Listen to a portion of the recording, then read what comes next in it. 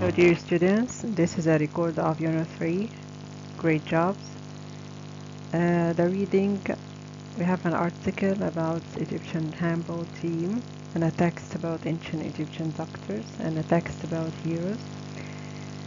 If we return back to the title Great Jobs, these are some people who are going to learn about the jobs and why it's called the great, because they are heroes, they are supers, and they might inspire you in your life.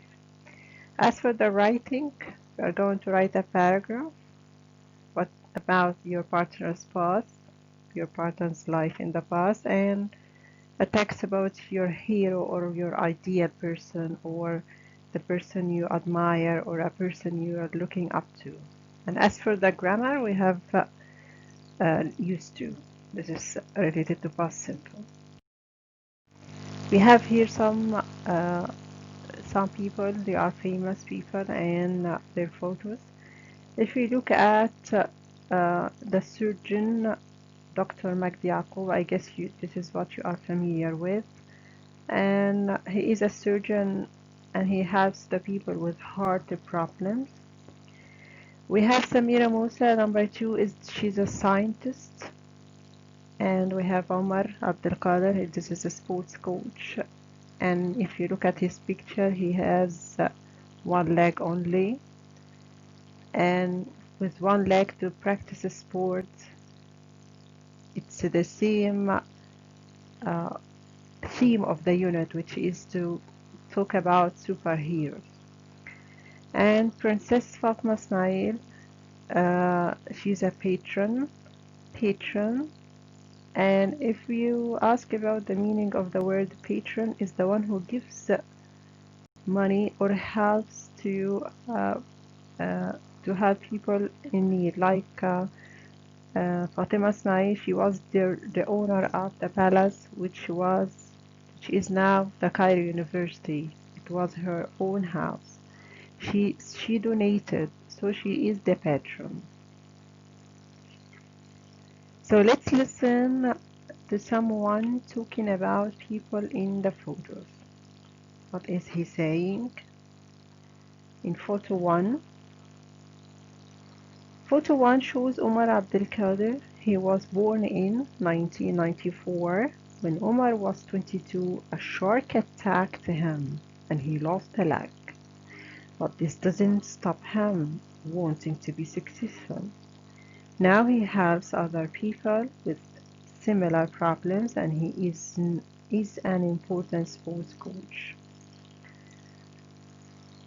Photo 2 shows Samira Musa. Samira was born in 1917 and studied science at Cairo University. She was Egypt's first female nuclear scientist and wanted to use nuclear treatments in medicine.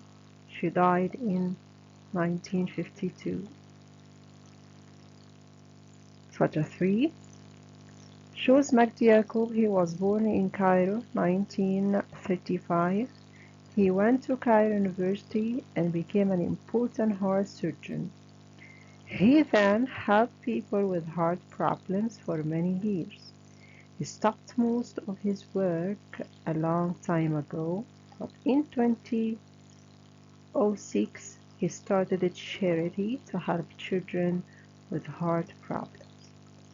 Photo 4 shows Princess Fatima Ismail. The princess was the daughter of Khedive Ismail and she was born in 1853. She became a patron of Egypt's first national university after she gave a lot of money and land to help it to open in 1908. From 1908 to 1940, people called it the Egyptian University, but it is now called Cairo University.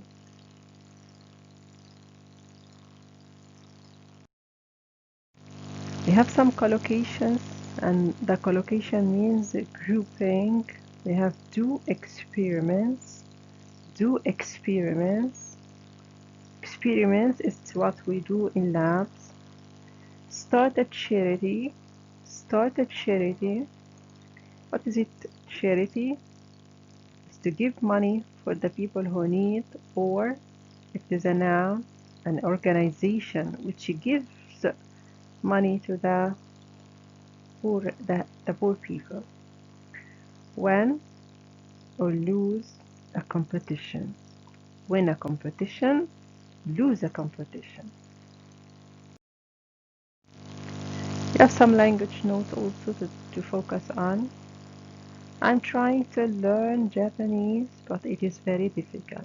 Say try to, try to, try infinitive, try infinitive. Basketball is my favorite sport, or it's the school sports day on Monday. The sport here, at the beginning, first one, adjective, so that's a noun. It's the school sports day. It comes before the noun, so it's an adjective.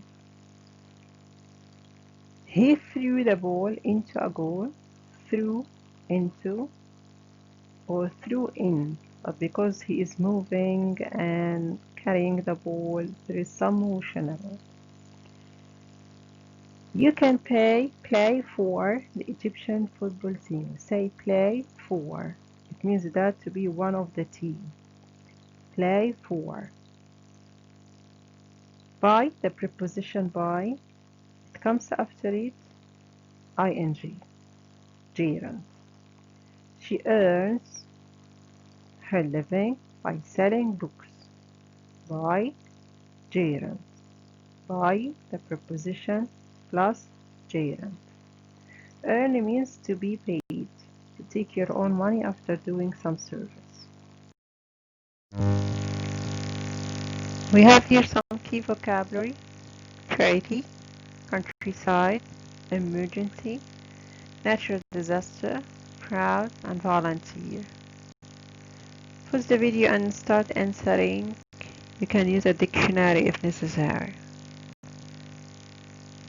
If you say the word charity, it means an organization which helps the poor or sick or the people in need. The countryside, it's the area, not the city, and it has farms, villages. Emergency, that's something happen all of a sudden and it's dangerous and risky. Natural disaster, natural, it means that it's out of the man's hands. And disaster means something happens and it can causes lots of damage, or can cause it can damage a whole country. Proud, it's when you are having the feeling that you are pleased with somebody. Volunteer, somebody who does an action or does something and is not paid for. Now let's see your answer. So when I say the countryside is the area outside the city where there are farms and lots of nature. Number 3, a charity helps people who are poor, sick, or don't have a home. 4, a volunteer is someone who works for no money to help people. If you are proud of someone, you feel pleased with them, this is because you think that they are or have done something very good. The last one, number 6, is something serious or dangerous, that's the emergency.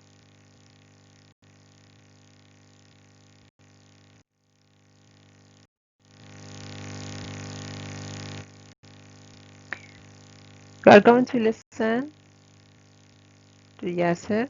He's talking about his family And we are now in lessons 3 and 4. We have reading before the listening. You are asked to do the reading task.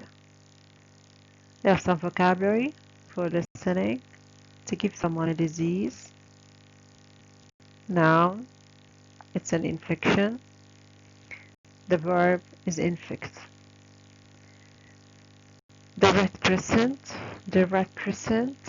the lungs, brain, heart, and that's the earthquake. So before and after, you can see the difference between them. Now listen to Yasser. Student's Book, Unit 3, Lesson 3, Exercise 3. Listen to Yasser talking about his family history and answer the questions. I didn't used to know very much about my family history. Then, last week, I did a school project about someone in my family. So I did some research and I found out some really interesting things about my great-grandfather. I knew he used to be a doctor, but I didn't know he worked for a charity. My great-grandfather used to live in the countryside, and he worked as a volunteer doctor for the Red Crescent when there was a natural disaster or a health emergency. For example, when there was an earthquake, my great-grandfather went to help. The work was difficult and sometimes scary. He also used to look after people who didn't have much money. I feel very proud of him.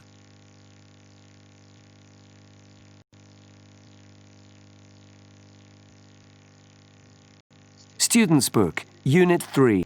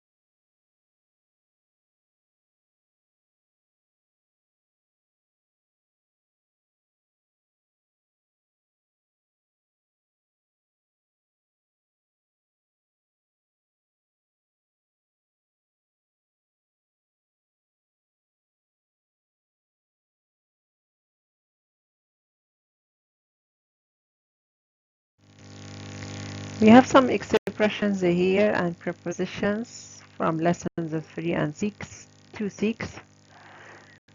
The volunteers is the one who is not paid. And we say a volunteer for. Volunteer for. How much did you pay for the tickets?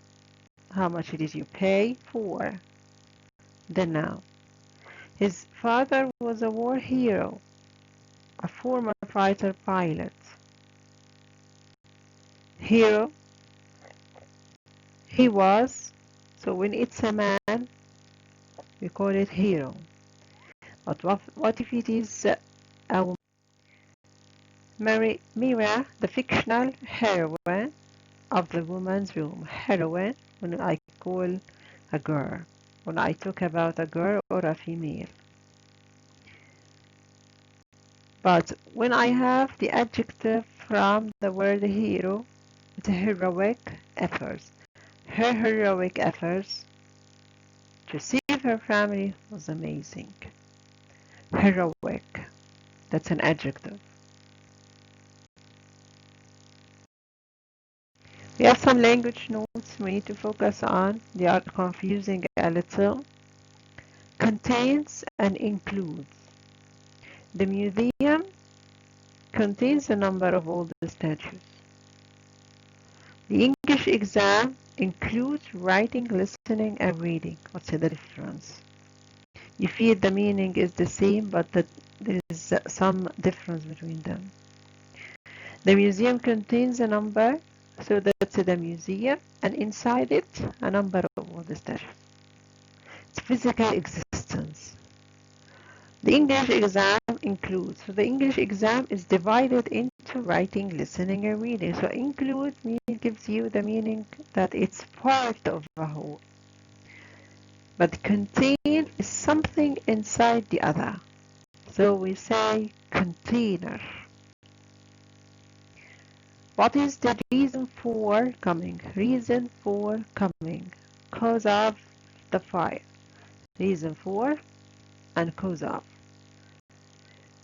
Reason plus for plus gerund. Cause plus of plus noun. Reason means why. Why something happened. But cause it's a something. What's the reason? Or makes something happen. So when I say smoking is the cause of heart disease. He's scared of spider. Say scared of. Scared of. Remember infinitive and remember plus gerund. Remember infinitive and remember plus gerund. Did you remember to do shopping? Do the shopping. Did she do it? Did she do the action? No, up to now, no. She remembered locking the door. Did she do it? Yes. She locked the door. And she remembered that she did the action. In writing, before writing, you have to ask yourself what makes a hero.